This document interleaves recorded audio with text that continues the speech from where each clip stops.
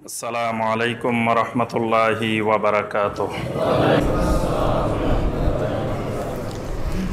ইন্নাল হামদালিল্লাহ নাহমাদুহু ওয়া নাস্তাঈনুহু ওয়া নাস্তাগফিরুহু ওয়া নাউযু বিল্লাহি মিন শুরুরি আনফুসিনা ওয়া মিন সাইয়্যাতি আমালিনা।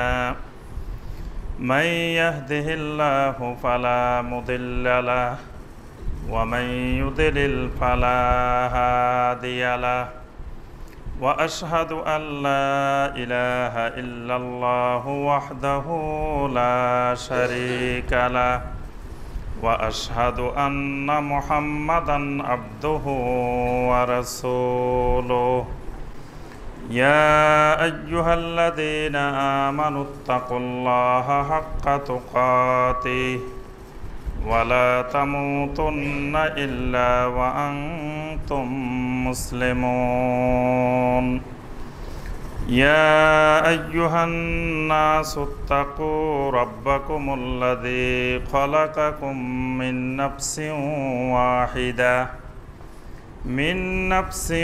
واحدة وخلق منها زوجها وبث منهما رجالا كثيرا ونساء واتقوا الله الذي تساءلون به والأرحام إن الله كان عليكم رقيبا يا أيها الذين آمنوا اتقوا الله وقولوا قولا سديدا يصلح لكم أعمالكم ويغفر لكم ذنوبكم ومن يطع الله ورسوله فقد فاز فوزا عظيما اللهم صل على محمد وعلى آل محمد كما صليت على إبراهيم وعلى آل إبراهيم إنك حميد مجيد اللهم بارك على محمد وعلى آل محمد كما باركت على إبراهيم وعلى آل إبراهيم إنك حميد مجيد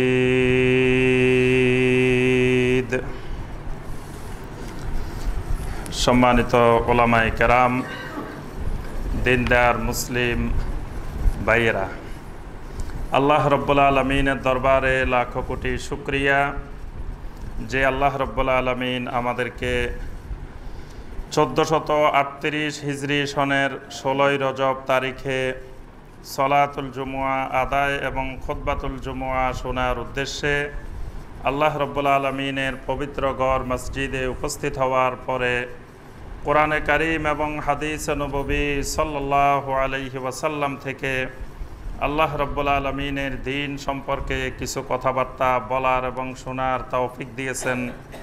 সেই রব্বুল আলমিনের শুকর আদায় করি, সকলে বলি আলহামদুলিল্লাহ।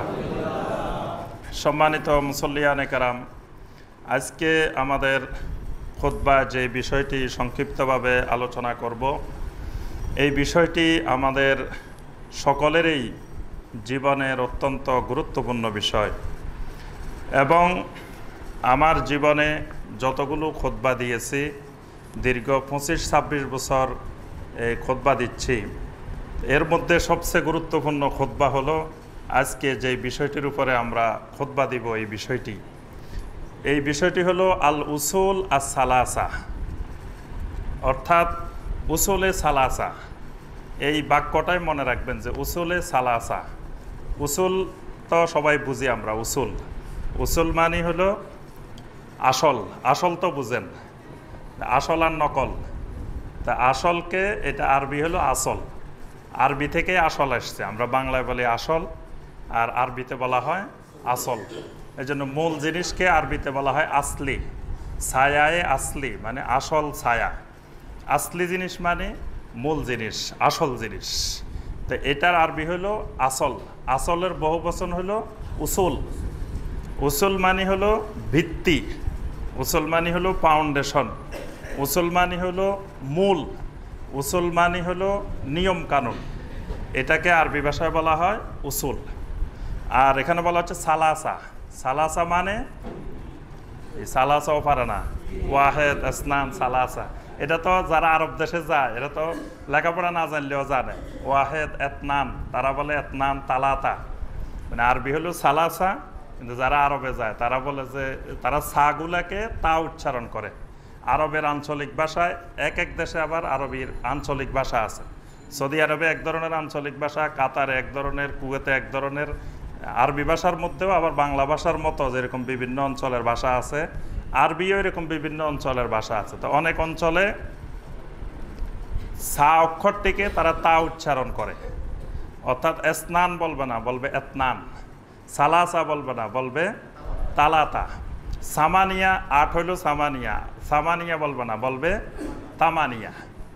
আবার আরবের কিছু অঞ্চল আছে যেগুলাতে তারা গাইন উচ্চারণ করে না, গাইনের পরিবর্তে গাইন যত জায়গায় আছে আরবি সেগুলা তারা জিম উচ্চারণ করে। তো এজন্য আবার জিমকে গাইন উচ্চারণ করে।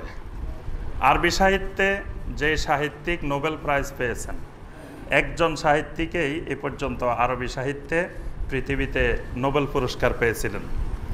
তার নাম হলো, আরবিতে নাম হলো নাজিব মাহফুজ, ডক্টর নাজিব মাহফুজ।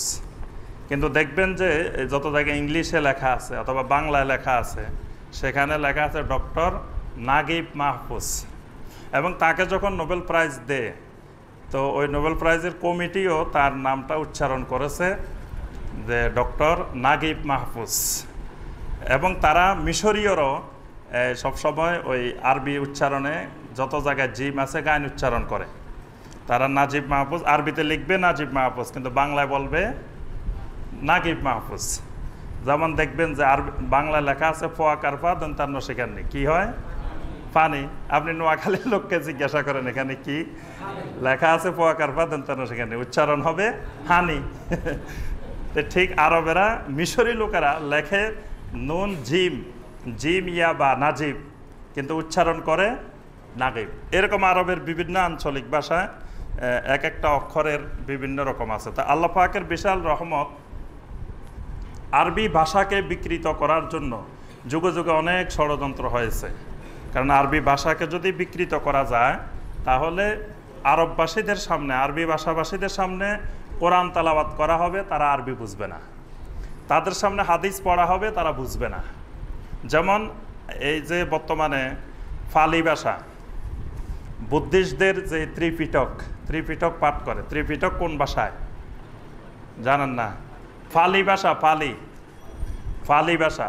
আর হিন্দুদের যেই রামায়ণ, মহাভারত, গীতা যা আছে এগুলা কোন ভাষায়? সংস্কৃত।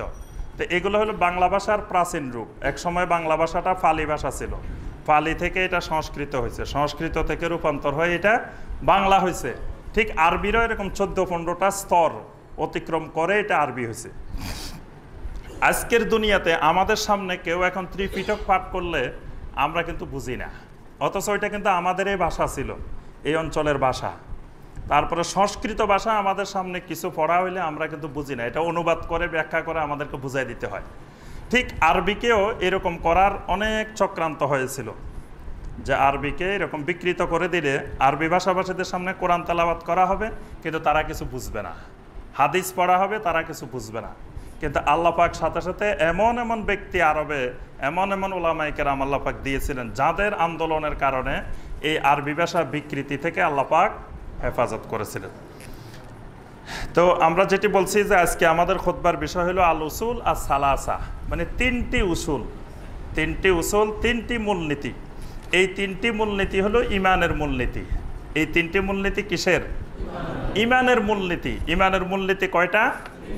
একেবারে এগুলো ঠোঁটস্থ করবেন, খালি মুখস্থ করলে হবে না, এগুলো ঠোঁটস্থ করে রাখতে হবে।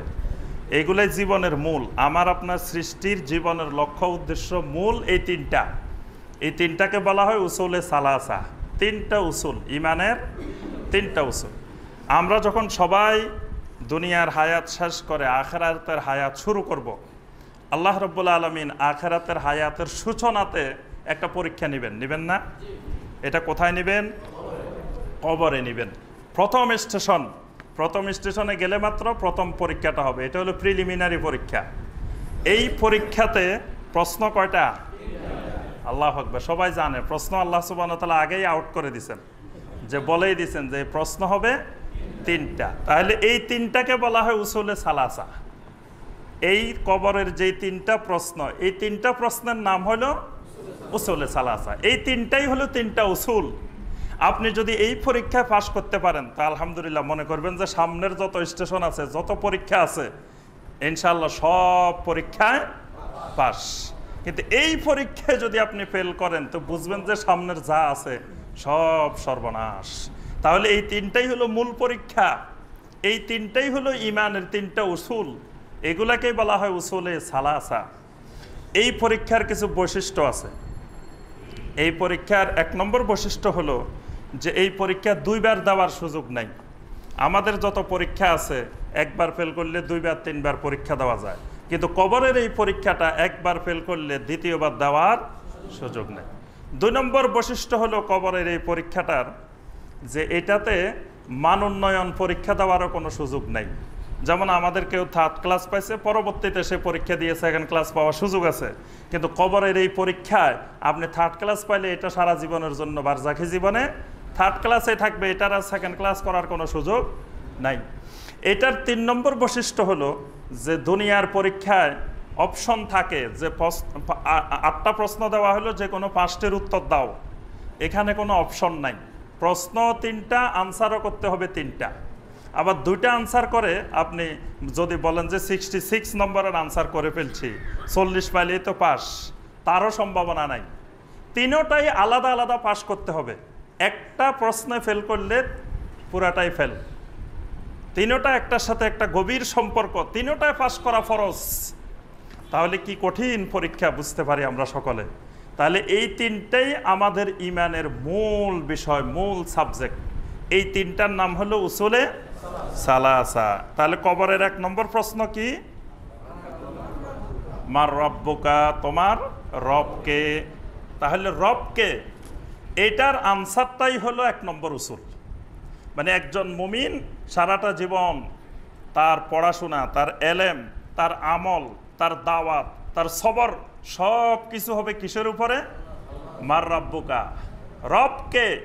এই রবকে তালাশ করতে হবে, রবকে খুঁজতে হবে। এটা হলো ইমানের 1 নম্বর উসুল, মারেফাতুল্লাহ, মারেফাতুর রব।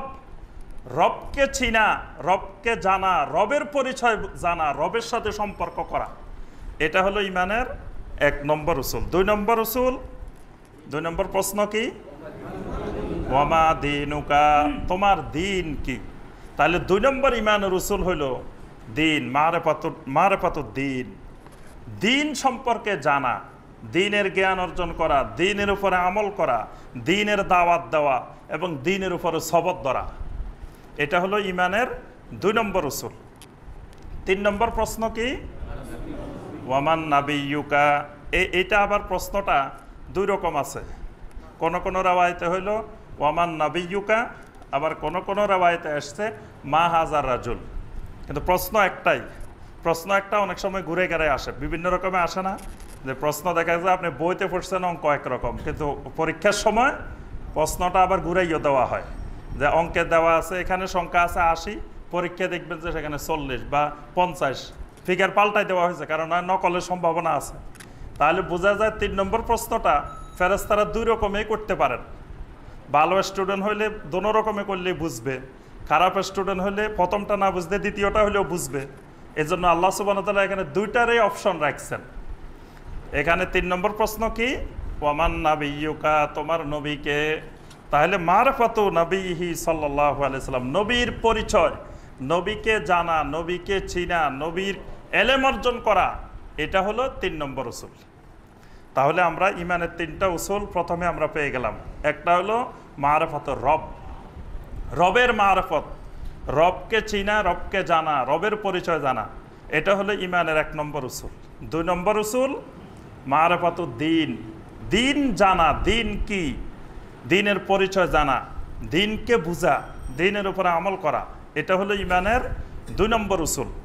আর 3 নম্বর উসুল হলো মারিফাতুন নবী সাল্লাল্লাহু আলাইহি ওয়াসাল্লাম, নবী সাল্লাল্লাহু আলাইহি সাল্লামের মারিফত, নবী সাল্লাল্লাহু আলাইহি সাল্লামকে জানা, নবী সাল্লাল্লাহু আলাইহি সাল্লামকে বুঝা। এই 3টি হলো ইমানের 3টি উসুল। এই 3টি উসুল 1 নম্বরে, এই 3টি উসুলের এলেম ফরজে আইন। এই 3টি উসুলের এলেম, 3টি উসুল জানা, বোঝা, শিখা, এটা প্রত্যেক পুরুষ এবং নারী, প্রত্যেক মুমিনের উপরে ফরজে আইন। এটা ফরজে কিফায়া না, প্রত্যেক মুমিন, কারণ প্রত্যেকের কবরে এই প্রশ্ন হবে, পুরুষেরও হবে, নারীরও হবে, সবার হবে। তাহলে সবার জন্য এটা ফরজে আইন। প্রথম নম্বরে এটার এলেম শিখতে হবে, যেই এলেমকে নবী সাল্লাল্লাহু আলাইহি ওয়াসাল্লাম বলছেন তালাবুল ইলমি ফারিদাতুন আলা কুল্লি মুসলিম, প্রত্যেক মুসলিম নারী পুরুষের উপরে যে এলেম ফরজ, এই এলেমটা হলো ইমানের এলেম। 1 নম্বরে এই 3টা উসুলের এলেম এটা ফরজ। 2 নম্বরে এটার প্রতি আমল করা ফরজ। এই 3টা উসুলের সাথে কিছু আমলও আছে, কিছু ইবাদতও আছে, সম্পৃক্ত আছে। মারিফাতুর রবের সাথে কিছু ইবাদত সম্পৃক্ত আছে, মারিফাতুদ দ্বীনের সাথে কিছু ইবাদত সম্পৃক্ত আছে, মারিফাতুন নবী সাল্লাল্লাহু আলাইহি সাল্লামের সাথে কিছু ইবাদত সম্পৃক্ত আছে। এই ইবাদতগুলোর উপরে আমল করা এটাও ফরজে আইন। 3 নম্বর হলো আদ-দাওয়াতু ইলাইহি। দাওয়াতের উসুল কয়টা? 3টা। দাওয়াতের উসুল 3টা, তাবলীগের উসুল 3টা। দাওয়াত উসুলের, দাওয়াত তাবলীগের উসুল হবে 3টা। এই 3টাই দাওয়াত তাবলীগের বিষয়বস্তু, অর্থাৎ দুনিয়ার মানুষদেরকে দাওয়াত দিতে হবে এই 3টাই উসুলুল ইমানের উপরে। কারণ এই 3টা ঠিক হইলেই তো সে পরীক্ষায় পাস, তার আর কি দরকার? তাহলে ইমানের উসুল যে 3টা, এই 3টা দাওয়াত ও তাবলীগেরও উসুল। এই 3টার দিকে মানুষকে দাওয়াত দিতে হবে, এই 3টার দিকে দাওয়াত দেওয়া এটা ফরজে আইন। সকল পুরুষের জন্য ফরজ, সকল নারীর জন্য এটা ফরজ। 4 নম্বর হলো আস-সবরু আলাল আযা ফিহি। এই 3 উসুলের উপরে দাওয়াত দিতে গেলে অনেক ধরনের বিপদ আপদ, মুসিবত, কষ্ট আসবে। এই সবগুলোর উপরে সবর ধরা এটাও ফরজ, এটাও ফরজে আইন। এই কথাটা আল্লাহ রাব্বুল আলামিন এই কথাটা জানার জন্য কোরআনে কারীমের একটা সূরা নাজিল করছেন। ওই সূরার মধ্যে এই 3টা উসুলের বাহিরে আল্লাহ পাক আর কোনো কথাই বলেন নাই। মানে সূরাটাই নাজিল করছেন শুধু এই 3টা কথা জানানোর জন্য। এই সূরাটার নাম হলো সূরা আল আসর। আল্লাহু আকবার। সূরা আল আসর, সূরা আল আসর তো সবাই জানে। সূরা আল আসরের মধ্যে আল্লাহ রাব্বুল আলামিন এই উসুলুল ইমানের 3টা কথা বলছেন। ওয়াল আস ইন্নাল ইনসানা লাফি খুসর। আল্লাহ পাক যুগের কসম করে, সময়ের কসম করে বলছেন। সময়ের কসম আল্লাহ পাক এজন্য করছেন যে যুগে যুগে যত মানুষ পৃথিবীতে এসেছে সবার জন্য এই উসুলে ইমান ছিল 3টা। সালাসা, তোমাদের জন্য এই সালাসা, সবার জন্য 3টা। এজন্য আল্লাহ পাক যুগের কসম করে বলছেন ইন্নাল ইনসানা লাফি খুসরিন, দুনিয়ার সমস্ত মানুষই অবশ্যই অবশ্যই খাসিরিন, অবশ্যই অবশ্যই ক্ষতিগ্রস্তের অন্তর্ভুক্ত। আল্লাহ পাক লামে তাকিদ দিয়ে বলছেন যে অবশ্যই তারা ক্ষতির মধ্যে আছে। দুনিয়ার সকল মানুষকে আল্লাহ বলছে ক্ষতির মধ্যে আছে। তবে ইল্লাল্লাযীনা আমানু, যারা ঈমান এনেছে। ঈমান এনেছে মানে যারা এই 3টা উসুলের মারিফত, এলেম অর্জন করেছে। আমানুর ব্যাখ্যা হলো যে এই 3টা উসুলের, ইমানের যে 3টা উসুল, এই 3টা উসুল সম্পর্কে যারা জানছে তারা ছাড়া। ওয়া আমিলুস সালিহাত, এই ইমানের উসুল 3টি জানার পরে তার উপরে ফরজ হলো ওয়া আমিলুস সালিহাত, এই 3টি উসুলের আমল করা। 3টি উসুল জানা যেমন ফরজ, মানাও ফরজ। এই 3টি উসুলের আমলও ফরজ। ওয়া তাওয়াসাউ বিল হাক্কে, এরপরে এই 3টা উসুলের একজন আরেকজনকে দাওয়াত দেয়। তাওয়াসাউ বিল হক, তাওয়াসাউ মানে একজন আরেকজনকে উপদেশ দেয়। উপদেশ দেয় মানে দাওয়াত দেয়। কিসের দাওয়াত? বিল হক, হকের দাওয়াত। হকের দাওয়াত মানে ওই সেই যে নিজে 3 উসুল পাইছে সেই সাহায্যে দুনিয়ার সকল মানুষ এই 3 উসুল পেয়ে যাক। এজন্য সেই 3 উসুল ঘরে বসে থাকে না, সেই 3 উসুলের দাওয়াত দেয়। ওয়াতাওয়াসাউ বিস-সবরে, কিন্তু 3 উসুলের দাওয়াত দেওয়া অনেক কঠিন। 3 উসুলের দাওয়াত দিতে গেলে তার উপরে অনেক ধরনের বিপদ আপদ মুসিবত আসবে। এটা আসলে কি করবে? ওয়াতাওয়াসাউ বিস-সবরে, একজন আরেকজনকে সবরের উপদেশ দে, সবর ধরতে হবে, এটার নাম সবর। অর্থাৎ 3 উসুলের উপরে, উসুলে সালাসার উপরে ইস্তেকামত থাকা, এটার জন্য সবরের দরকার। এই জন্য আল্লাহ পাক এই সূরা আল আসরের মধ্যে একসাথে এই 4টা বিষয় বলছেন, অর্থাৎ এলেম, আমল, দাওয়াত, সবর, 4টা জিনিস। যে 1 নম্বরে এই 3 উসুলের এলেম, 2 নম্বরে 3 উসুলের আমল, 3 নম্বরে 3 উসুলের দাওয়াত, 4 নম্বরে 3 উসুলের উপরে সবর। এই 4টা আমল কাজ যদি থাকে তাহলে আল্লাহ পাক বলতেছে তারা সফল। আর যদি এটার কাজ না থাকে তাহলে তারা খাসিরিন, মানে তারা ক্ষতিগ্রস্ত হয়ে যাবে, তাদের দুনিয়াও বরবাদ, আখিরাতও বরবাদ, সব জায়গায় তারা খসরান, তারা ক্ষতিগ্রস্ততার মধ্যে। আর যাদের মধ্যে এই 4টা কাজ আছে তারা হলেন মুফলিহিন, সফলতার মধ্যে। সুবহানাল্লাহ। এই জন্য ইমাম শাফি রহমতুল্লাহ আলাইহি সুন্দর একটি কথা বলছেন। ইমাম শাফি রহমতুল্লাহ আলাইহি বলেন, লাউমা আনজালাল্লাহু হুজ্জাতান আলা খালকিহি ইল্লা হাযিহিস সূরা লাকাফাতাহুম। ইমাম শাফি রহমতুল্লাহ আলাইহি বলেন যে আল্লাহ রাব্বুল আলামিন যদি আল্লাহর সৃষ্টির উপরে আর কোনো দলিল প্রমাণ হুজ্জত যদি আল্লাহ পাক নাজিল না করতেন, শুধু এই সূরাটাই যদি আল্লাহ পাক নাজিল করতেন, তো দুনিয়ার মানুষের ঈমানের জন্য এই সূরাটাই যথেষ্ট হইতো। সুবহানাল্লাহ। এই জন্য সাহাবায়ে কেরাম একজন আরেকজনের সাথে যখন দেখা হইতো, যখন দেখার শেষে বিদায় নিয়ে যাইতেন, তখন একজন আরেকজনকে এই সূরা আল আসরটা তেলাওয়াত করে শুনাইতেন। সুবহানাল্লাহ। একজন আরেকজনকে মনে করাই দিতেন, সূরা আল আসরটা তেলাওয়াত করে শুনাইতে শুনাইতে চলে যেতেন। ইমাম বুখারী রহমতুল্লাহ আলাইহি বাবুল এলেম, কিতাবুল এলেমের মধ্যে একটি অধ্যায়, প্রথমে যে অধ্যায়টি রেখেছেন সেই অধ্যায়ের নামে দিয়েছেন বাবুল এলেম কাবলাল কাউলে ওয়াল আমল, যে কথা বলার আগে, আমলের আগে এলেমের অধ্যায়। মানে আগে এলেম তারপরে আমল, আগে এলেম তারপরে ওই এটার ব্যাপারে কথা বলা। যে ব্যাপারে এলেম নাই আল্লাহ পাক নিষেধ করছেন ওয়ালা তাকফু মা লাইসা লাকা বিহি ইলম, যে ব্যাপারে তোমার এলেম নাই সেই ব্যাপারে কথা বলিও না। কিন্তু আজকের জমানায় দেখা যায় যাদের দিন সম্পর্কে কোনো এলেম নাই তারাই ধর্মের কথা বেশি বলে। যারা সারা জীবন কমিউনিস্টের সাথে জড়িত, ইসলামের কোনোদিন মাদ্রাসায়ও যায় নাই, কোরআনও পড়ে নাই, হাদিসও পড়ে নাই, দিনের সাথে কোনো সম্পর্কই নেই, তারাই আজকে ফতোয়া দেয়, বড় বড় মুফতি। তারা বলে যে না এটা ধর্মের বিরোধী না, এটা না। তো হে কেমনে জানলো লেখাপড়া ছাড়া এলেমবিহীন ফতোয়া? এটাই নবী সাল্লাল্লাহু আলাইহি ওয়াসাল্লাম বলছেন যে এমন একটা যুগ আসবে যারা এলেম ছাড়া ফতোয়া দেওয়া শুরু করবে, তারা নিজেরাও গোমরা হবে, জাতিকেও গোমরা করবে। এই জন্য আল্লাহ পাক স্পষ্ট বলছেন ওয়ালা তাকফু মা লাইসা লাকা বিহি ইলম, যে বিষয়ে তোমার এলেম নাই, জ্ঞান নাই পরিপূর্ণ, সেই বিষয়ে কোনো কথা বলিও না।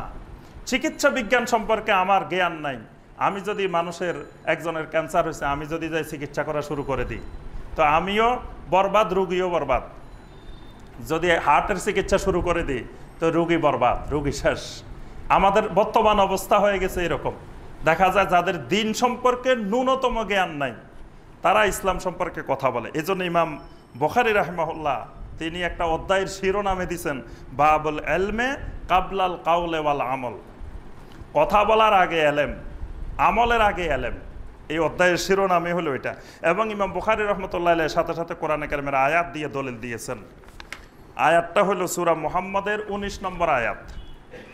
আল্লাহ পাক ইরশাদ করেন ফাআলাম আন্নাহু লা ইলাহা ইল্লাল্লাহ ওয়াস্তাগফির লিযামবিক।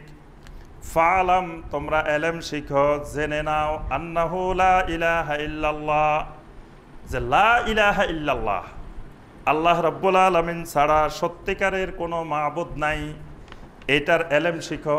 লা ইলাহা ইল্লাল্লাহর সম্পর্কে আগে জানো। ওয়াস্তাগফির লিযামবিকা, অতঃপর তোমার গুনার জন্য ইস্তিগফার করো। তাহলে গুনাহের জন্য ইস্তিগফার করা এটা হলো আমল। আল্লাহ পাক আগে বলছেন ফাআলাম, এলেম শিখো, আগে জানো, লা ইলাহা ইল্লাল্লাহ সম্পর্কে জানো, তারপরে তোমার গুনাহ সম্পর্কে ইস্তিগফার করো। কারণ তুমি যদি আগে তাওহীদ না শিখো তো ওই ইস্তিগফার করতে যাইও শিরক করে বসে থাকবা। যদি আগে এলেম না থাকে, আল্লাহর এলেম না থাকে, লা ইলাহা ইল্লাল্লাহর এলেম না থাকে, তাওহীদের এলেম না থাকে, তাহলে তুমি ইস্তেগফার করবা, তা আল্লাহর কাছে ইস্তেগফার না করি ইবলিসের কাছে ইস্তেগফার করে বসে থাকবা, কারণ তুমি তো আল্লাহ সম্পর্কে এখনো তাওহীদ সম্পর্কে জ্ঞানে অর্জন করো নাই। এই জন্য দেখেন আল্লাহ রাব্বুল আলামিন প্রথম বলছেন ফা'লাম আন্নাহু লা ইলাহা ইল্লাল্লাহ, তুমি আগে জানো যে লা ইলাহা ইল্লাল্লাহ, ওয়াস্তাগফির লিযামবিক, এরপরে তোমার গুনার জন্য ইস্তেগফার করো, ওই লা ইলাহা ইল্লাল্লাহর কাছে ইস্তেগফার করো। তাহলে এখানে বোঝা যায় যে আমলের আগে এলেম। তাহলে এই উসুলে সালাসা যে তিনটি ইমানের উসুল, এইটা আমলের আগে এলেম লাগবে, এটার এলেম আগে ফরজ। এই এলেমকে বলা হয় মারেফত। এই তিন উসুলের এলেমের নাম হলো মারেফত। মারেফত মানে গান বাজনা গাওয়া, কাব্বালি গাওয়া, এগুলার নাম মারেফত না।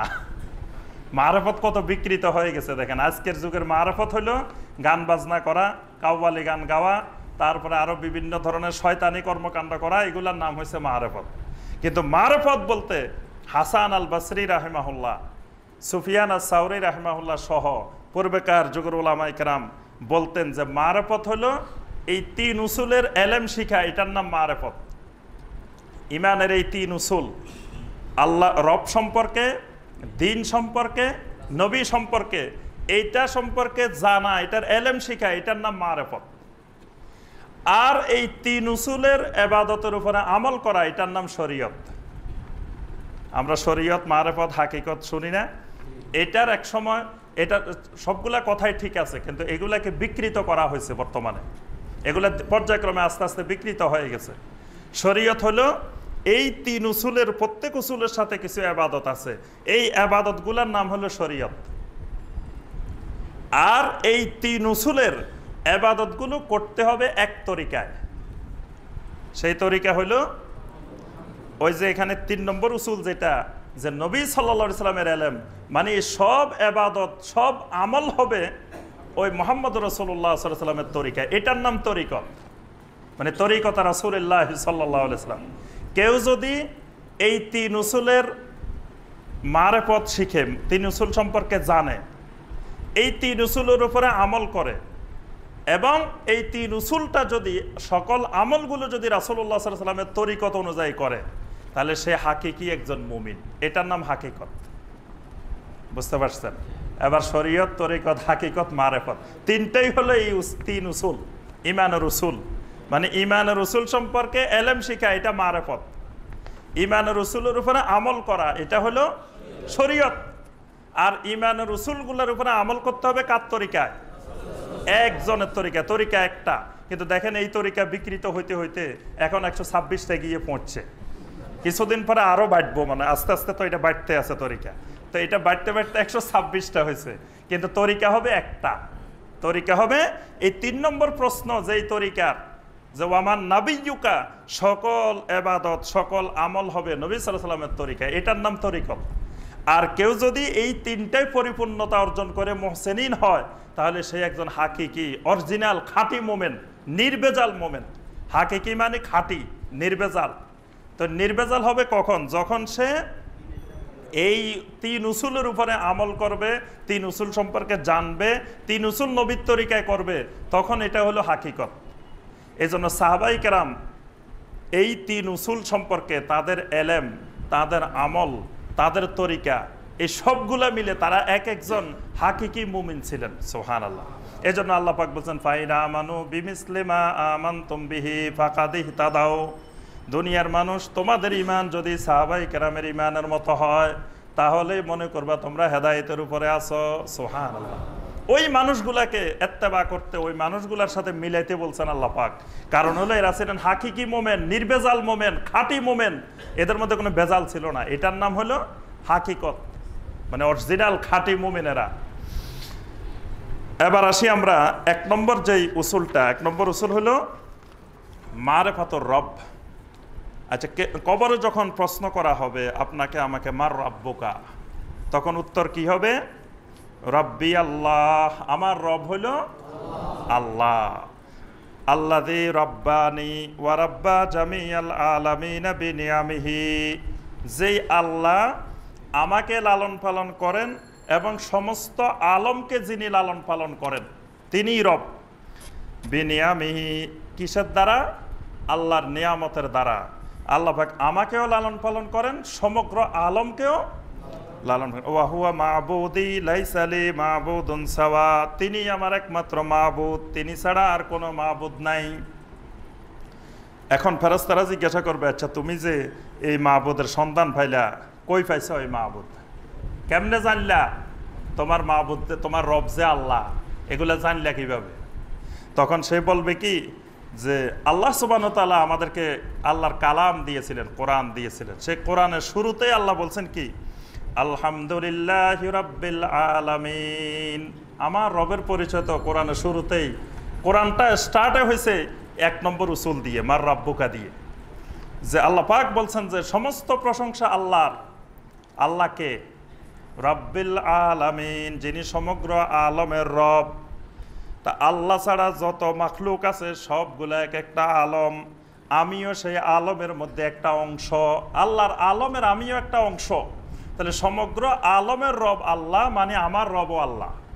তা আল্লাহর কোরআন দিয়ে জানছি। এরপরে ফেরেশতারা বলবেন, ঠিক আছে আর কি কি জিনিস দিয়ে জানছ? কোরআন দিয়ে তো জানছ, এর বাহিরে আল্লাহকে চিনার তো আরো অনেক মাধ্যম ছিল। আল্লাহকে চিনার আরেক মাধ্যম হলো বি আয়াতিহি, আল্লাহর আয়াত, আল্লাহর নিদর্শনের মাধ্যমে। আল্লাহর নিদর্শন কি? আল্লাইলু ওয়ান নাহার, আল্লাহর নিদর্শন হলো রাত দিন, রাত এবং দিন এই দুইটা আল্লাহর নিদর্শন। ওয়াশ-শামস ওয়াল কামার, চন্দ্র সূর্য, এগুলো হলো আল্লাহর আয়াত। তা আল্লাহর আয়াত দিয়ে আল্লাহকে চিনছি, আল্লাহ আমার রব। ওয়া মাখলুকাতিহি, এবং আল্লাহর মাখলুকাত দেখে দেখে আল্লাহকে চিনছি। যেমন আল্লাহ পাক আসমান জমিন, আসমানের সপ্ত আকাশ, সপ্ত জমিন, এর মধ্যে এর মাঝে যা মাখলুকাত আছে এগুলা দেখেই তো আমি আমার রবকে চিনে পেয়েছি, রবকে খুঁজে পেয়েছি। আল্লাহ পাক কোরআনে কারিমের মধ্যে এই কথাটা বলেছেন। আল্লাহ পাক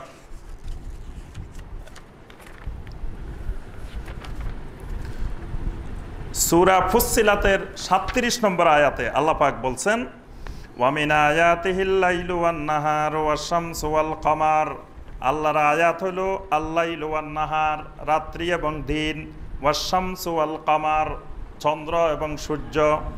লা তাসজুদু লিশ-শামসি ওয়ালা লিল কামার, খবরদার তোমরা চন্দ্রকে সাজদা করিও না, সূর্যকে সাজদা করিও না।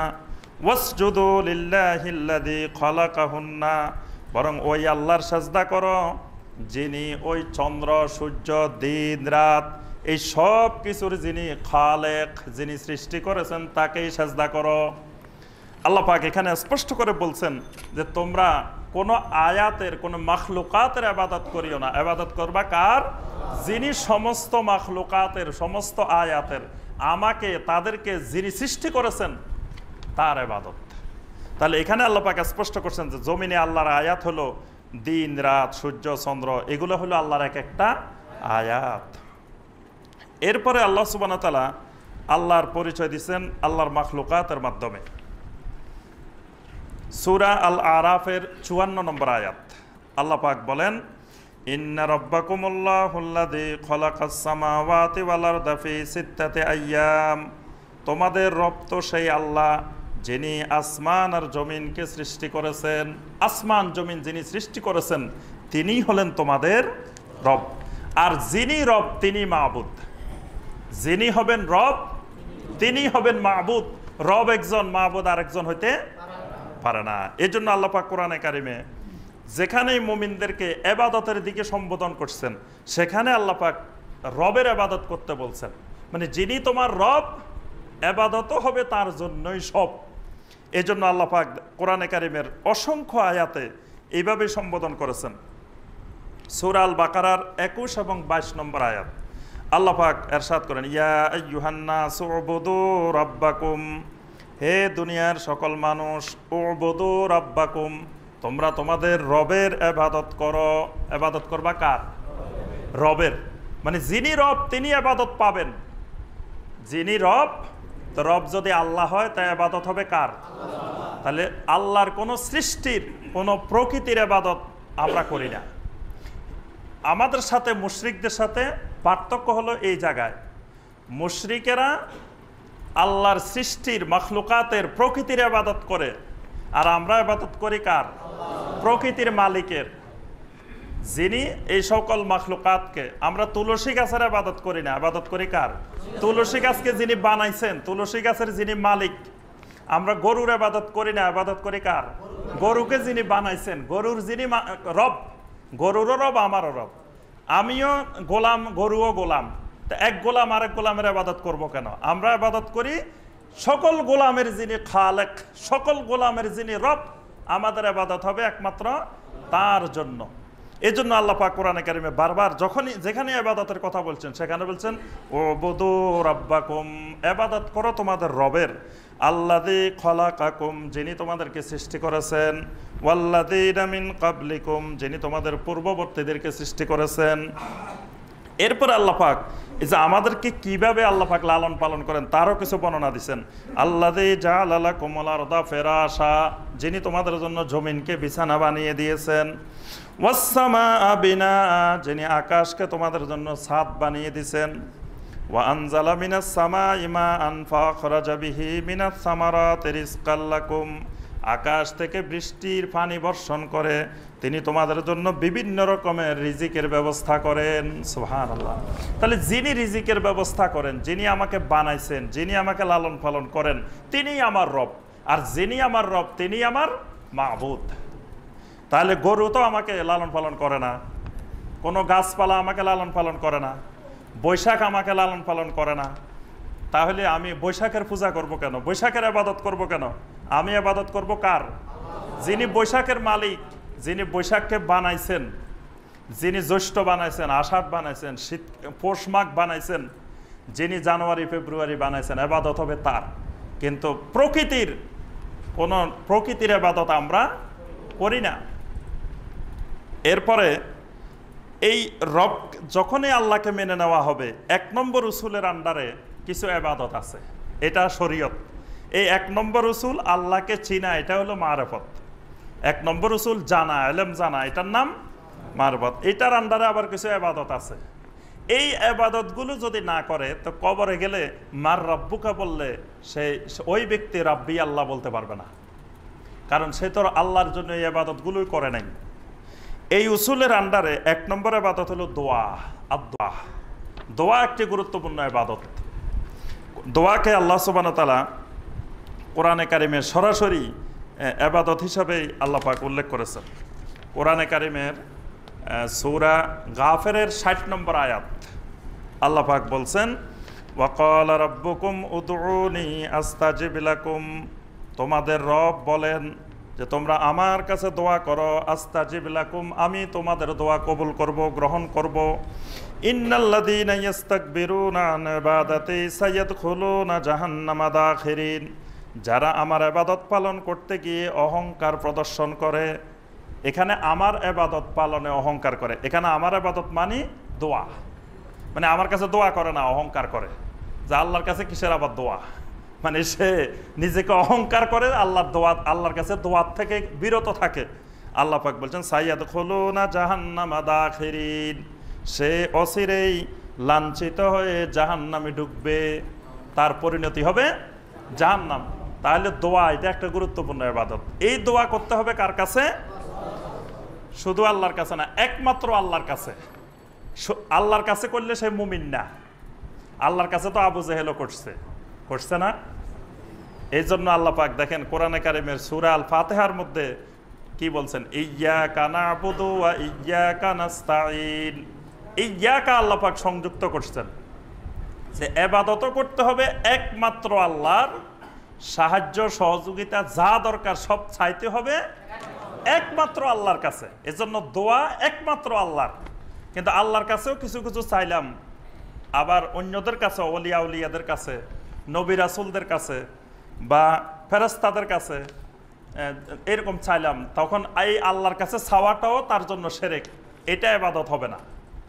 ইবাদত হবে, দোয়াটা হবে শুধুমাত্র একমাত্র আল্লাহ রাব্বুল আলামিনের কাছে, তখন এটার নাম হবে ইবাদত। কিন্তু যদি আল্লাহর সাথে অন্য কারো কাছে চাওয়া হয় তখন সেটা ইবাদত না হয়, কি হবে? শিরক। এই জন্য আল্লাহ পাক কোরআনে কারিমে সূরা আল মুমিনুনের 117 নম্বর আয়াতে আল্লাহ পাক বলছেন, ওয়ামান ইয়াদউ মা'আল্লাহি ইলাহান আখার, ওয়ামান ইয়াদউ মা'আল্লাহি ইলাহান আখার, যে ব্যক্তি আল্লাহর সাথে সাথে অন্য কোনো মাবুদের কাছেও দোয়া করে, মানে আল্লাহর কাছেও করে আবার অন্যান্য মাবুদের কাছেও করে, অর্থাৎ কঠিন যেগুলা বড় বড় যেগুলা সেগুলো আল্লাহর কাছে করে, ছোটোখাটোগুলা সেইগুলা অন্যদের কাছে করে, সেগুলা করার জন্য কোনো অলিয়া উলিয়ার কাছে যায়, কোনো কবরের কাছে যায়, মাজারের কাছে যায়, বিভিন্ন জায়গায় গিয়ে সেগুলোর জন্য দোয়া করে। আর বড় যেগুলো কঠিন এইগুলা মনে করে যে আল্লাহ ছাড়া পারবে না, এটা যুগে যুগে মুশরিকেরা করত। তো এই জন্য আল্লাহ পাক বলছেন ওয়ামা ইয়াদউ মা'আল্লাহি ইলাহান আখার, যে ব্যক্তি দোয়া করার ক্ষেত্রে আল্লাহর সঙ্গে অন্য কারো কাছেও করে। এজন্য আবু জেহেল বদরের যুদ্ধে যাওয়ার সময় আল্লাহর কাছে করছেন দোয়াটা, আল্লাহর ঘরের গিলাফ ধরে আল্লাহর কাছে দোয়া করছেন, কিন্তু অন্যান্য সময় দোয়া করতো মূর্তির কাছে। আমরা আজ পর্যন্ত দেখেন অসংখ্য মুসলিম এখন মূর্তি চিনি না, মূর্তিই চিনতে পারি না, কি তাওহীদ চিনব? আমরা মূর্তি মনে করি যে একটা মানুষের আকৃতিতে কিছু একটা বানায় রেখে মনে হয় সেটার সামনে গিয়ে সেজদা করলে, পূজা অর্চনা করলে সেটার নাম মূর্তি। বর্তমানে অনেক ইসলামী চিন্তাবিদ যারা ইসলামের কিছুই জানে না, একটু আগে আমরা বললাম যে তারা এখন টেলিভিশনে বসে বসে আমাদেরকে শিখায় যে কোনটা ভাস্কর্য কোনটা মূর্তি, এটা দুই রকম। মানে আমরা বোঝাতে হয় যে আমরা যারা কোরআন হাদিস পড়ছি তারা এখনো কিছুই বুঝি নাই, তারাই সব বুঝে গেছেন যে আমরা মূর্তি চিনি নাই, যে ভাস্কর্য হলো যেটার পূজা করে না, আর যেটার পূজা করে সেটার নাম মূর্তি। কিন্তু দেখেন মুসলমান হওয়ার পরেও এখনো মূর্তি চিনি নাই। মূর্তি মানে আপনার পূজা করা এটা শর্ত না, আপনার নফস একটা মূর্তি। যদি নফসের অনুকরণ করেন, নফসের অনুসরণ করেন, তা আপনিও মূর্তি পূজারী। কিন্তু এই নফসকে দেখা যায় বাইরে ভাস্কর্য বানায় রাখা হয়, নফস থাকে মানুষের ভিতরে। আল্লাহর ইচ্ছার উপরে নিজের ইচ্ছাকে প্রাধান্য দেওয়া, এটা হলো নফসের ইচ্ছাকে প্রাধান্য দেওয়া। এখানে নফস একটা মূর্তি, এখানে নফসের ইবাদত করা হয়, নফসের পূজা করা হয়, অথচ নফসের জন্য তো আপনি কিছুই করেন না, সরাসরি ওই রকম পূজা ওই রকম ইবাদত কিছুই করেন না। অর্থাৎ মূর্তি চিনা, মূর্তি পূজা, এটাও তাওহীদের জ্ঞান লাগবে, এটার জন্য ইমানি জ্ঞান দরকার, উসুলে সালাসার জ্ঞান দরকার। উসুলে সালাসার সূক্ষ্ম জ্ঞান না থাকলে, তিন উসুলের জ্ঞান না থাকলে আপনি মূর্তিও চিনতে পারবেন না। মূর্তি পূজা করে মনে করবেন যে ইবাদত করতেছেন, কবরে সাজদা করেও মনে করবেন যে ইবাদত করতেছেন, আপনি অসংখ্য শিরক করতেছেন। কিন্তু উসুলে সালাসা না জানার কারণে শিরককেও মানুষ ইবাদত মনে করে। এখানে আমরা এই আয়াতে কারিমা যেটি দেখলাম যে আল্লাহর সাথে অন্য কারো কাছে দোয়া করা, আল্লাহ পাক বলছেন এইরকম দোয়া যদি কেউ করে ইন্নাহু লা ইউফলিহুল কাফিরুন, এই সকল কাফেরেরা সফল হবে না। এখানে আল্লাহ পাক বলছেন যে এরা কাফের, ফতোয়া দিয়ে দিচ্ছেন। আল্লাহ সুবহানাহু ওয়া তাআলা বলেন যারা আল্লাহর কাছেও দোয়া করে আবার অন্য দিকেও দোয়া করে, এই আল্লাহর কাছে দোয়া করার পরেও তারা মুমিন না। আল্লাহ বলছেন ইন্নাহু লা ইউফলিহুল কাফিরুন, এরা কাফের, এদের ঈমান হবে না। ঈমান হবে একমাত্র আল্লাহর কাছে দোয়া। এরপরে আপনার 1 নম্বর উসুলের আন্ডারে আরেকটি বড় ইবাদত হলো খাউফ। খাউফ মানে ভয়। এই ভয়টা করতে হবে কাকে? শুধুমাত্র একমাত্র আল্লাহ সুবহানাহু ওয়া তাআলাকে একমাত্র লাগাইতে হবে, একমাত্র না হইলে হবে না। আপনি আল্লাহকেও ভয় করেন আবার আরেকজনকেও ভয় করেন, তাহলে এটা ঈমান হবে না, এটা কুফরি। কিন্তু ভয়টা শুধুমাত্র আল্লাহর জন্য। সূরা আলে ইমরানের 175 নম্বর আয়াতে আল্লাহ পাক বলছেন ফালা তাখাফুহুম ওয়া খাফুনি ইন কুনতুম মুমিনিন, যদি তোমরা মুমিন হও তাহলে তাদেরকে ভয় করিও না, শুধুমাত্র ভয় করো আমাকে। যদি মুমিন হও, ঈমান থাকে, তো শুধু ভয় করতে হবে একমাত্র আমাকে। তাহলে এই ভয়টা একটা ইবাদত। তারপরে আর রাজা, রাজা মানে আশা করা, আশা ভরসা করা। আশা ভরসা করতে হবে কার কাছে? একমাত্র আল্লাহর কাছে, অন্য কারো কাছে কোনো রকমের আশা ভরসা করা যাবে না। সূরা আল কাহাফের 110 নম্বর আয়াত আল্লাহ পাক বলেন ফামান কানা ইয়ারজু লিকা রাব্বিহি ফালিয়ামাল আমালান সালিহা ওয়ালা ইউশরিক বিইবাদাতি রাব্বিহি আহাদা। রাব্বুল আলামিন বলেন যদি কেউ তার রবের সাথে সাক্ষাৎ করার আশা করে, ইয়ারজু আশা করে, এই আশাটা করতে হবে কার কাছে? একমাত্র আল্লাহর কাছে। তাহলে আল্লাহ বলছেন যে সেই যেন আমলে সলে করে এবং আল্লাহর ইবাদতের মধ্যে সেই যেন শিরক না করে। তাহলে এই আশার মধ্যেও শিরক করা যাবে না, আশার ক্ষেত্রেও শুধু আশাটা করতে হবে আল্লাহর কাছে। আর তাওয়াক্কুল হলো মানে নির্ভরশীলতা, তাওয়াক্কুল করতে হবে একমাত্র আল্লাহর কাছে। আল্লাহ পাক সূরা আল মায়েদার 23 নম্বর আয়াতে আল্লাহ পাক বলছেন, ওয়া আলাল্লাহি ফাতাওয়াক্কালু ইন কুনতুম মুমিনিন, যদি তোমরা আসলে মুমিন হও তো তাওয়াক্কুল করো একমাত্র আল্লাহর উপরে। তারপরে আর রুকবা ওয়ার রুহবা ওয়াল খুশু, এটাও একটা ইবাদত, মানে খুশু খুজু, তারপরে আপনার আগ্রহ, তারপর ভয় সম্মান, এই সব কিছু থাকতে হবে শুধুমাত্র আল্লাহর প্রতি। আল্লাহ সুবহানাহু ওয়া তাআলা ছাড়া অন্য কারো প্রতি এগুলো থাকা যাবে না। আল্লাহ পাক কোরআনে কারিমের সূরা আল আম্বিয়ার 90 নম্বর আয়াতে আল্লাহ পাক বলছেন, ইন্নাহুম কানু ইউসারিউনা ফিল খায়রাত ওয়া ইয়াদউনানা রাগাবাও ওয়া রাহবাও ওয়া কানু লানা খাশিঈন।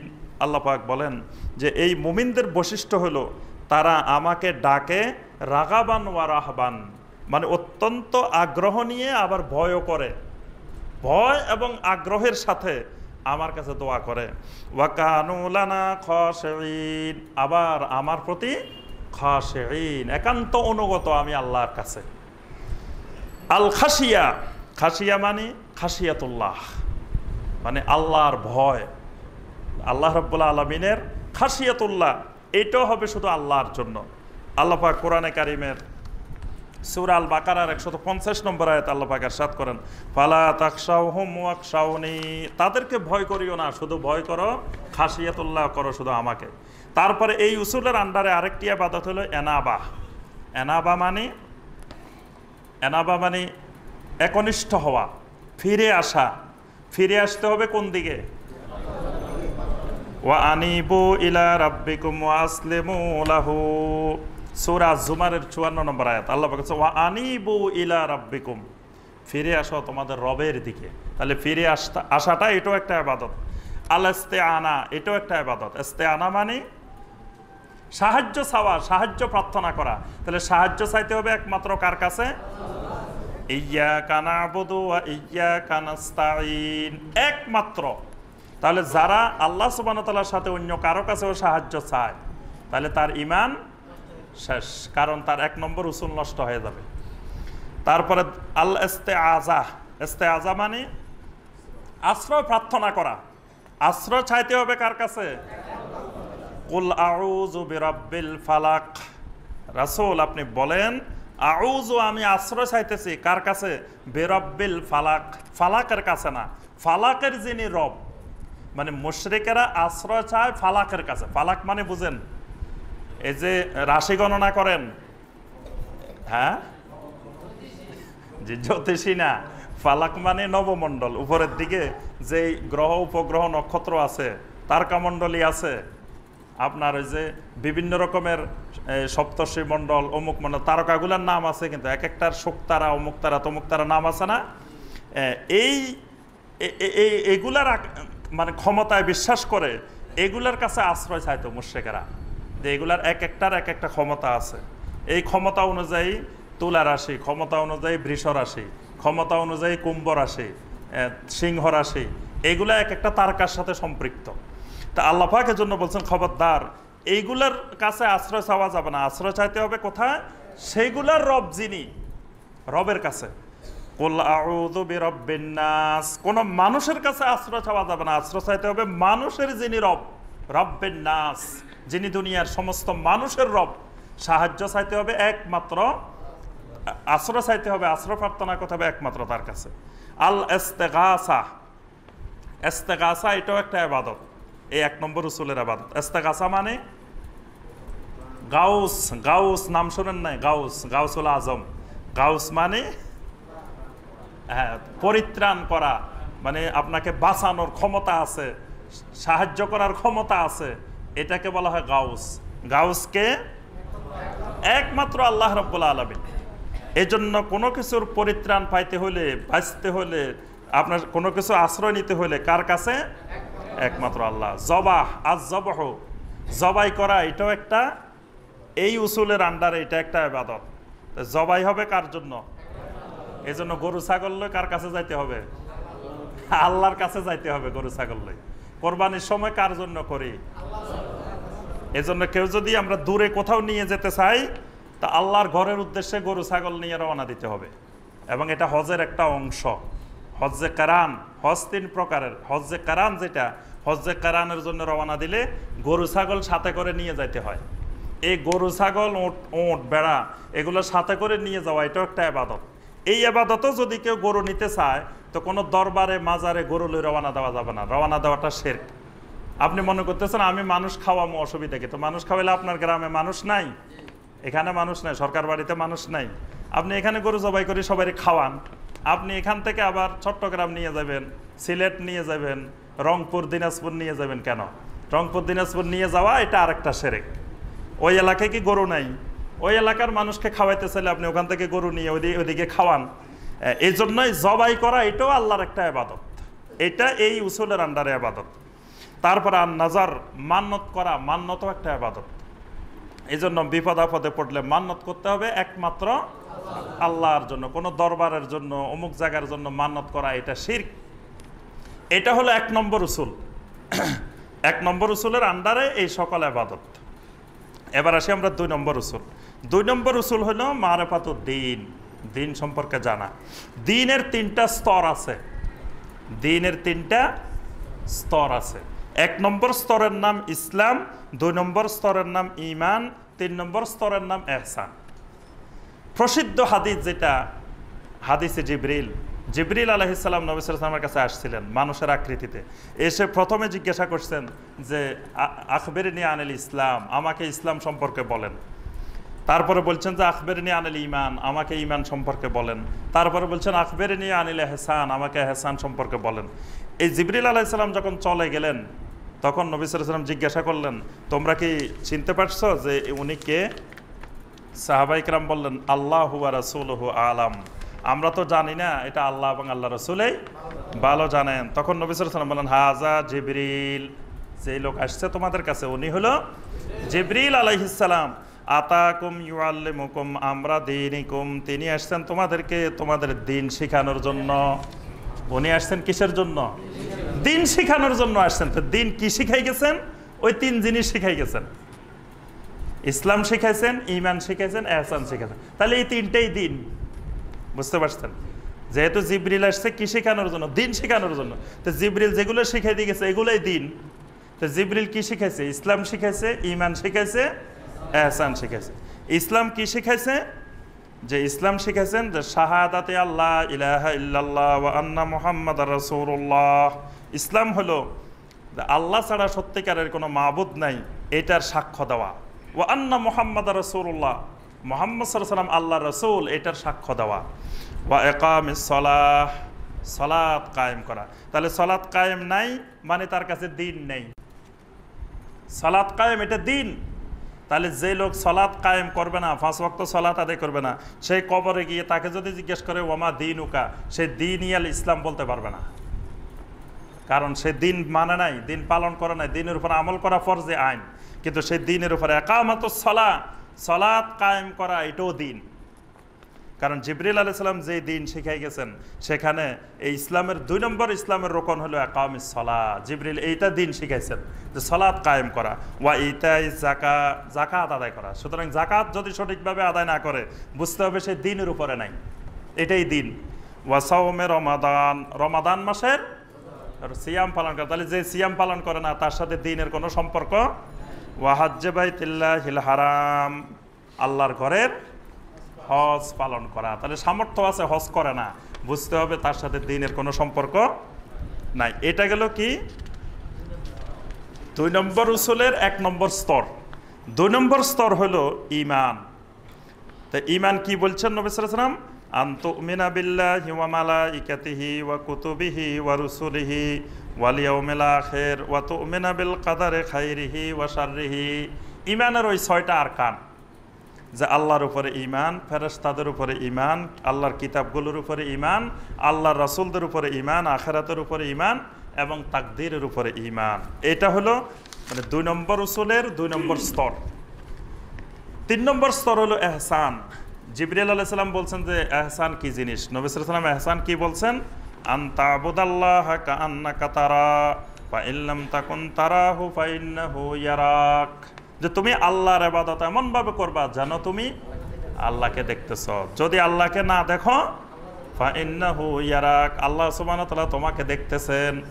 এই যে আমি আল্লাহকে দেখতেছি, আল্লাহ আমাকে দেখতেছেন, আল্লাহ সুবহানাহু ওয়া তাআলার ক্যামেরার আওতায় নিয়ে আসা, এটা হলো ওই যে আপনি প্রথম স্তর দ্বিতীয় স্তর অতিক্রম করলে এই পর্যায়ে পৌঁছা যাবেন।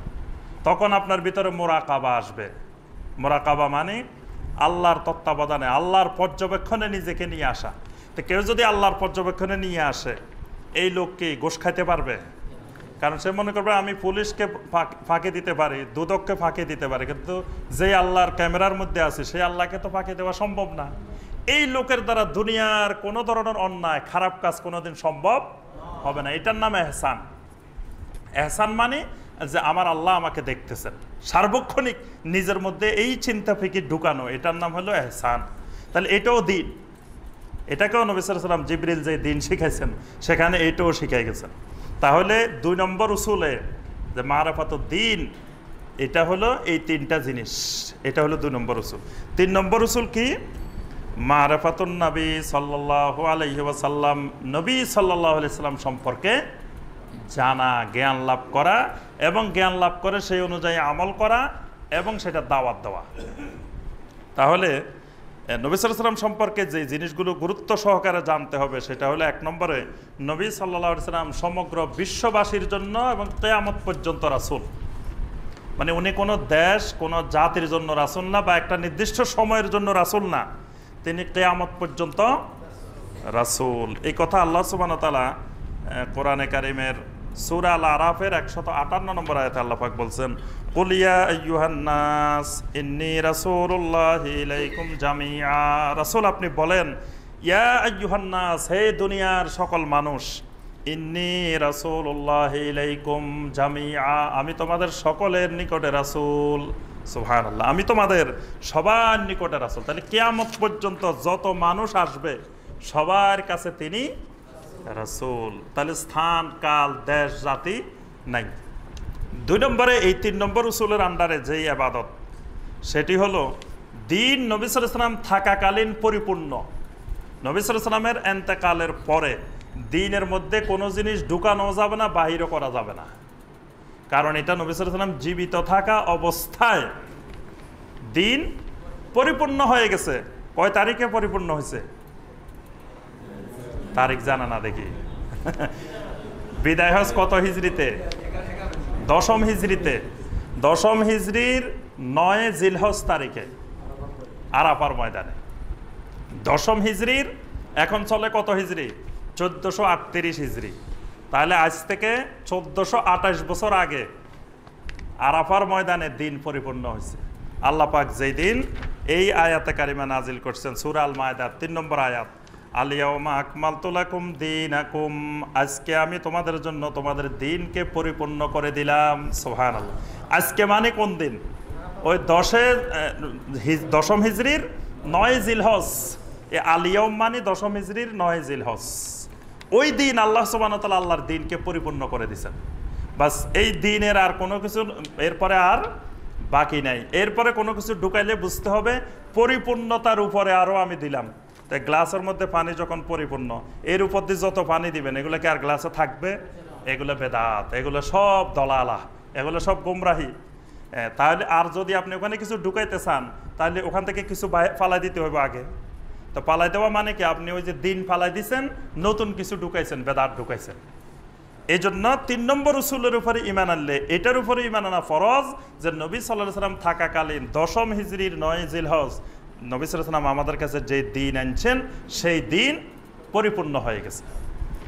নবী সাল্লাল্লাহু আলাইহি ওয়াসাল্লাম মৃত্যুবরণ করছেন, এটাও ইমান আনতে হবে। কারণ নবী সাল্লাল্লাহু আলাইহি ওয়াসাল্লাম যদি জীবিত থাকেন তাহলে তো কিয়ামত পর্যন্ত ওহী আসতেই থাকবো। তাহলে দিন আবার পরিপূর্ণ হইল কেমনে? তাহলে তো আরো প্রতি বছর বছর ওহী আসবে না যদি নবী সাল্লাল্লাহু আলাইহি ওয়াসাল্লাম জীবিত থাকেন। কিন্তু এই আয়াত নাজিলের পরে এই যে আল-ইয়াওমা আকমালতু লাকুম দীনাকুম নাজিল হয়েছে 10ম হিজরির 9 জিলহজ। নবী সাল্লাল্লাহু আলাইহি ওয়াসাল্লাম ইন্তেকাল করছেন 11 হিজরির 12 রবিউল আউয়াল। তাহলে এই আয়াত নাজিলের পরেও তো নবী সাল্লাল্লাহু আলাইহি ওয়াসাল্লাম আরো কয় মাস জীবিত ছিলেন? জি, এই জিলহজ মাস ছিলেন, মুহররম মাস ছিলেন, সফর মাস ছিলেন, রবিউল আউয়াল মাসে যা ইন্তেকাল করছেন, আরো 3 মাস জীবিত ছিলেন। এই 3 মাসে কি ওহী নাজিল হয় নাই? সবাই জানা না, এই 3 মাসে ওহী নাজিল হয়েছে। এই আয়াত নাজিলের পরেও কিন্তু কোরআনের আয়াত নাজিল হয়েছে। সূরা আন-নসরের পরে নাজিল হয়েছে, ইজা জা নাসরুল্লাহি ওয়াল ফাত। তারপর আরো অনেকগুলো আয়াত নাজিল হয়েছে এর পরেও। তাহলে নবী সাল্লাল্লাহু আলাইহি ওয়াসাল্লাম বোঝা যায় নবী সাল্লাল্লাহু আলাইহি ওয়াসাল্লাম যতদিন জীবিত থাকবেন ততদিন ওহী নাজিল হবে। তাহলে নবী সাল্লাল্লাহু আলাইহি ওয়াসাল্লাম যদি এখনো পৃথিবীতে জীবিত থাকেন তা এখন ওহী নাজিল হচ্ছে না, তাহলে তো দিন দিন শরীয়ত বাড়তেই থাকবে, বাড়তেই থাকবে। এই জন্য নবী সাল্লাল্লাহু আলাইহি ওয়াসাল্লাম ইন্তেকাল করছেন, এই ঈমান আনাও ফরজ। কারণ আল্লাহ পাক কোরআনে কারিমে অসংখ্য আয়াতে এই বিষয় বলছে। সূরা জুমারের 30 এবং 31 নম্বর আয়াত আল্লাহ পাক বলছেন, ইন্নাকা মাইয়াতুন ওয়া ইন্নাহুম মাইয়াতুন সুম্মা ইন্নাকুম ইয়াওমাল কিয়ামাতি ইনদা রাব্বিকুম তাখতাসিমুন। আল্লাহ পাক বলেন, রাসূল আপনিও মাইয়াত, তারাও মাইয়াত। মাইয়াত মানে কি? আমরা জানাজার সময় কই কি ইমাম সাহেবরা শিখাই দিই যে সবাই বলেন এই মাইয়াতের জানাজা পড়তেছি, এই মাইয়াতের মানে কি? মৃত ব্যক্তির, এই মৃত ব্যক্তির। তা রাসূলকে আল্লাহ সরাসরি বলতেছেন ইন্নাকা মাইয়াত, আপনি হলেন কি? মাইয়াত, আপনি মৃত্যুবরণ করবেন। ওয়া ইন্নাহুম মাইয়াতুন, তারাও সব মরে যাবে। সুম্মা ইন্নাকুম ইয়াওমাল কিয়ামাতি ইনদা রাব্বিকুম তাখতাসিমুন, এরপরে কিয়ামতের দিন যখন পুনরুত্থান হবে আপনার রবের সামনে, আপনার সাথে তাদের তর্ক বিতর্ক হবে। আপনিও মারা যাবেন, তারাও মারা যাবে। তাহলে মারা না গেলে আবার পুনরুত্থান হয় কেমনে? একজন লোক মরে নাই, তো তার আবার পুনরুত্থান হয় কেমনে? তা আল্লাহ পাক বলতেছেন যে কিয়ামতের দিন আপনিও আবার পুনরায় উঠবেন, তারাও উঠবে। উঠার পরে আপনার রবের সামনে এই বিষয়গুলো ফয়সালা হবে। কাফেরদের সাথে আপনার ফয়সালা হবে আপনার রবের সামনেই। আচ্ছা, এরপরে দেখেন এই সূরা তাহার 55 নম্বর আয়াত, মিনহা খালাকনাকুম ওয়া ফিহা নুঈদুকুম ওয়া মিনহা নুখরিজুকুম তারাতান উখরা। মিনহা খালাকনাকুম, এই মাটির থেকে তোমাদেরকে সৃষ্টি করেছি। তোমাদেরকে মানে কাদেরকে? এখানে কি নবী সাল্লাল্লাহু আলাইহি ওয়াসাল্লামকে বাদ দেওয়া হয়েছে? মিনহা খালাকনাকুম ইল্লা মুহাম্মাদুর রাসূলুল্লাহ, যে আমি আমার রাসূলকে শুধু মাটি থেকে বানাই নাই, আর সবাইকে মাটি থেকে বানাইছি। এই কথা আল্লাহ বলতেন না, কিন্তু আল্লাহ বলছেন মিনহা খালাকনাকুম, তোমাদের সবাইকে। এই তোমাদের মধ্যে নবী সাল্লাল্লাহু আলাইহি ওয়াসাল্লাম সমস্ত নবীরা অন্তর্ভুক্ত, যে মিনহা খালাকনাকুম, তোমাদেরকে এই মাটি থেকে বানিয়েছি। ওয়া ফিহা নুঈদুকুম, আবার যেতে হবে এই মাটিতেই। ওয়া মিনহা নুখরিজুকুম তারাতান উখরা, আবার পুনরায় এই মাটি থেকেই তোমাদেরকে পুনরায় বের করে নিয়ে আসা হবে। এই তোমাদের মধ্যে নবী সাল্লাল্লাহু আলাইহি ওয়াসাল্লামকে আলাদা ইস্তেসনা করা হয় নাই, আলাদা করা হয় নাই। এরপরে আরেকটি শেষ সেটি হলো আম্বিয়া আলাইহিমুস সালাম পৃথিবীতে যত নবী এসেছেন তাদের দাওয়াতের বিষয়বস্তু ছিল একটাই। সেই দাওয়াতটা কি ছিল? আনি ইবুদুল্লাহ ওয়াজতানিবুত তাগুত। দাওয়াতের অংশ ছিল 2 অংশ। একটা হলো আনি ইবুদুল্লাহ, ইবাদত করো কার? একমাত্র আল্লাহর। আর দ্বিতীয় অংশ ছিল ওয়াজতানিবুত তাগুত, তাগুত পরিহার করো, তাগুত ছেড়ে দাও। এটা আল্লাহ পাক কোরআনে কারিমে সূরা আন-নাহলের 36 নম্বর আয়াতে আল্লাহ পাক স্পষ্ট করে বলেছেন, ওয়ালাকাদ বাআসনা ফি কুল্লি উম্মাতির রাসূলা। তাহলে নবীওয়ালা দাওয়াত, সমস্ত আম্বিয়া আলাইহিমুস সালামের দাওয়াত ছিল যে একমাত্র আল্লাহর ইবাদত করো আর তাগুত ছাড়ো। এখন তাগুতটা কি? তাগুত হলো আল্লাহর বান্দাদেরকে আল্লাহর ইবাদত থেকে বাধা সৃষ্টি করা। যে যারাই বাধা সৃষ্টি করে তাদেরকে বলা হয় তাগুত। মানে সে নিজেও আল্লাহর ইবাদত করবে না, অন্যকেও আল্লাহর ইবাদত করতে দিবে না। নিজে যদি আল্লাহর ইবাদত না করে ভালো কথা, এদেরকে বলা হয় কাফের, এদেরকে বলা হয় মুশরিক। কিন্তু তাগুতটা কাফের মুশরিকের উপরে, কারণ তাগুত হলে সে নিজেও আল্লাহর হুকুম পালন করবে না, অন্য মানুষকেও আল্লাহর হুকুম পালন করতে দিবে না। 5টি জিনিস হইল, 5জন হইল তাগুতের লিডার। মানে কোরআন এবং সুন্নায় 5 প্রকারের লোককে বলা হয়েছে এরা 1 নম্বর তাগুত। এর বাহিরেও আরো অসংখ্য তাগুত আছে। 1 নম্বর তাগুত হলো ইবলিস লানাহুল্লাহ, ইবলিস হলো 1 নম্বর তাগুত। 2 নম্বর তাগুত ওয়ামান আবাদা ওয়া হুয়া রাদিন, যার ইবাদত করা হয় কিন্তু সে খুশি, মানে তার ইবাদত করলে সে খুশি। মানুষ তার ইবাদত করে কিন্তু সে বাধা দেয় না, সে খুশি। মানুষ সাজদা করে, হে সাজদা নেওয়ার জন্য বসে থাকে। মানুষ তার জন্য নজর মান্নত করে, সে নজর মান্নত নেওয়ার জন্য বসে থাকে। এরাও তাগুত। ওয়ামান দাআন নাস ইলা ইবাদাতি নাফসি, মানুষদেরকে নিজের ইবাদতের দিকে দাওয়াত দেয়, মানুষকে ডাকে যে তার ইবাদত করার জন্য, এরাও তাগুত। ওয়ামানাদ দা শাইয়ান মিন ইলমিল গায়ব, যে দাবি করে যে আমি গায়েবের ইলম আছে আমার কাছে, আমি গায়েব জানি, সেও তাগুত। ওয়ামান হাকামা বিগাইরি মা আনজালাল্লাহ, এবং আল্লাহর নাজিলকৃত কোরআন এবং সুন্নাহ বাদ দিয়ে যারা অন্য আইন কানুন দিয়ে শাসন পরিচালনা করে, এরাও তাগুত। আম্বিয়া আলাইহিমুস সালাম যখনই পৃথিবীতে আসতেন তখন আল্লাহর ইবাদত করার পাশাপাশি তাগুতকে ছাড়ার জন্য, তাগুত পরিহার করার জন্য বলতেন। তাহলে দাওয়াতের সম্পূর্ণ অংশ হলো লা ইলাহা হলো ওয়াজতানিবুত তাগুত, আর ইল্লাল্লাহ হলো ওয়াবুদুল্লাহ। আর আরবি ভাষায় আগেরটা পরে যায়, পরেরটা আগে আসে, বুঝতে পারছেন? মানে আরবি ভাষার অনুবাদ করার সময় পিছনের থেকে বাংলা করতে হয়, আরবি বাক্যটা প্রথম থেকে শেষ। আর বাংলা যখন অনুবাদ করবেন তখন পিছন থেকে শুরু করে সামনের দিকে আসতে হয়। তো এই জন্য মানে আল্লাহ পাক নবীওয়ালা দাওয়াত হলো লা ইলাহা, এটা হলো ওয়াজতানিবুত তাগুত, আর ইল্লাল্লাহ হলো ওয়াবুদুল্লাহ। এটাকে বলা হয় নফি ইসবাত। নফি এবং ইসবাত, নফি মানে নেগেটিভ, ইসবাত মানে পজিটিভ। তাওহীদের কালেমার মধ্যে দুইটা অংশ, একটা নফি, একটা ইসবাত। মানে প্রথমে আমি সকল তাগুতকে অস্বীকার করব, সকল মাবুদকে, বাতিল মাবুদকে অস্বীকার করব, এরপরে আমি একজন মাবুদকে স্বীকার করে নিব, হক মাবুদ, তিনি হলেন আল্লাহ। এই জন্য প্রথম আমাদের সালফে সালেহিনেরা মানুষদেরকে নফি ইসবাতের জিকির শিখাইতেন। মানে এই তাওহীদের কালেমাটাকে মানুষের ভিতরে ঢুকাই দেওয়ার জন্য নফি ইসবাতের জিকির শিখাইতেন।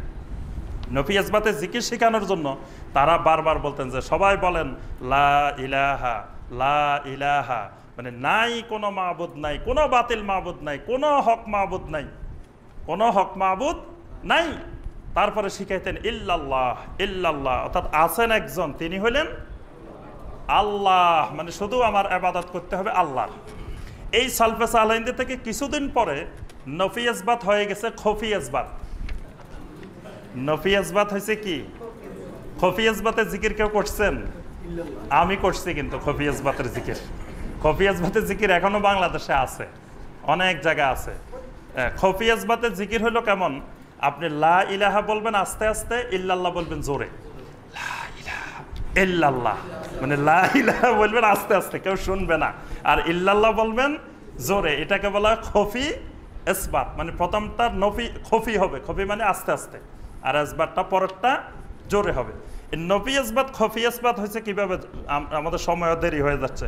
সংক্ষিপ্ত কথা হলো যে আব্বাসি যুগে আপনার লেখার কতগুলো পদ্ধতি ছিল, এগুলোকে বলা কলম, আকলামে সিত্তা ছিল।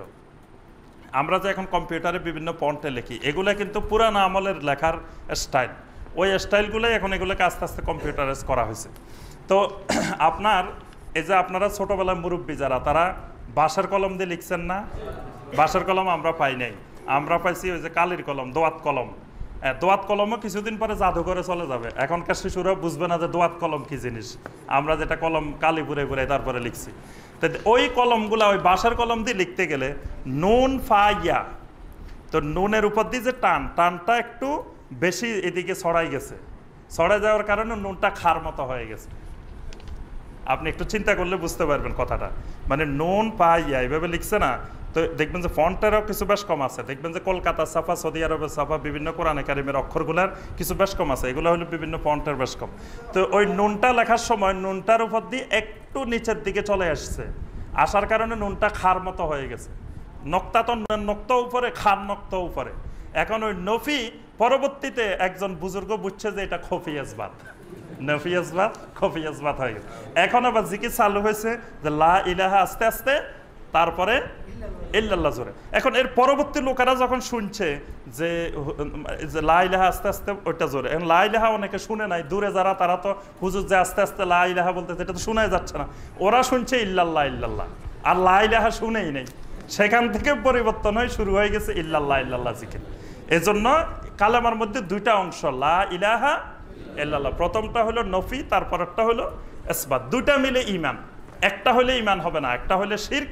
দুইটা যদি সংযুক্ত হয় তখন হবে ঈমান। আল্লাহ পাক আমাদের সবাইকে এই উসুলে সালাসা ভালোভাবে বিস্তারিত সঠিকভাবে আমাদেরকে জানার, বুঝার, আমল করার, দাওয়াত দেওয়ার, আল্লাহ পাকের উপরে সবর ইস্তেকামত করার আল্লাহ পাক তৌফিক দিন।